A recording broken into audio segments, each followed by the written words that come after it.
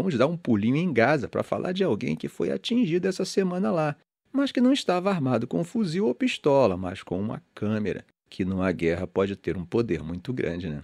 O nome dele era Hussam al-Masri, um cinegrafista de 49 anos da agência de notícias Reuters, e foi morto nessa segunda-feira por fogo israelense enquanto fazia o que ele fazia todos os dias, uma transmissão de vídeo ao vivo do hospital Nasser. Ele estava mostrando ao mundo, gente, o que acontecia em Khan Younis, e a história dele, de alguma forma, é a história de Gaza.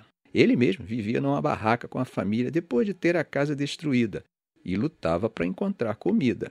O corpo dele foi encontrado ao lado de sua câmera. E o mais trágico é que, minutos depois da primeira explosão que matou ele, uma segunda explosão no mesmo lugar matou mais 19 pessoas, incluindo equipes de resgate e outros 4 jornalistas. O exército israelense disse a Reuters que os jornalistas não eram o alvo do ataque. Netanyahu lamentou, e chamou de um trágico acidente.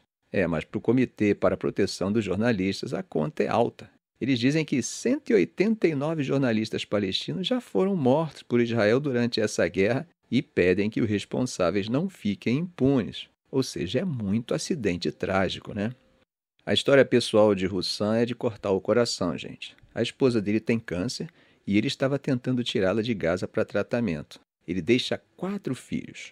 O irmão dele disse uma frase que eu acho que resume um pouquinho a história. A câmera está gravando, seja a favor ou contra nós. A câmera registrou se havia atiradores palestinos ou forças de ocupação israelenses. Ele só queria entregar a verdade. E ele escolheu o hospital como base porque acreditava ser o lugar mais seguro. Uma ironia terrível. Saindo de Gaza, gente, vamos agora para o Irã. E as Nações Unidas, por pressão de potências europeias como Reino Unido, França e Alemanha, decidiram reinstalar um pacote de sanções pesadíssimas contra o programa nuclear iraniano.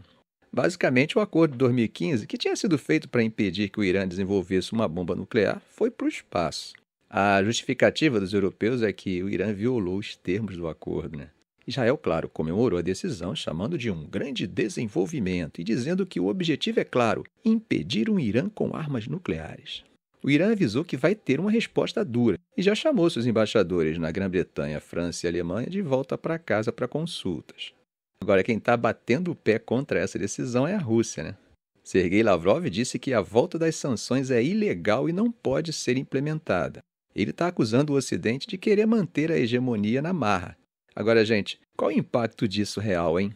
Bom, a economia do Irã, que já sofria com sanções americanas, sentiu o golpe na hora, A moeda deles atingiu uma nova baixa recorde. E as sanções são bem abrangentes.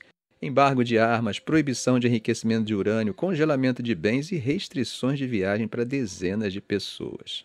Moral da história, enquanto a diplomacia ainda tenta manter uma porta aberta, com os Estados Unidos e a Europa dizendo que negociar ainda é uma opção, a pressão sobre Teherã aumentou bastante. Isso, na verdade, acaba jogando mais lenha na fogueira de um Oriente Médio que já está em chamas, E cria um novo e perigoso foco de instabilidade global bem no momento em que as atenções estavam voltadas para a Ucrânia. A questão é saber até que ponto as promessas iranianas de não desenvolver armas nucleares é verdadeira, ou ele já conseguiu enriquecer o urânio em níveis suficientes enquanto o tempo passa. Ficamos por aqui. Se esse vídeo foi útil a você, faça um comentário, compartilhe em suas redes sociais, dê um like. E é claro, se ainda não for inscrito, inscreva-se no canal e ative o sininho para não perder os próximos vídeos. Ok, gente? Um grande abraço do professor Arão Alves.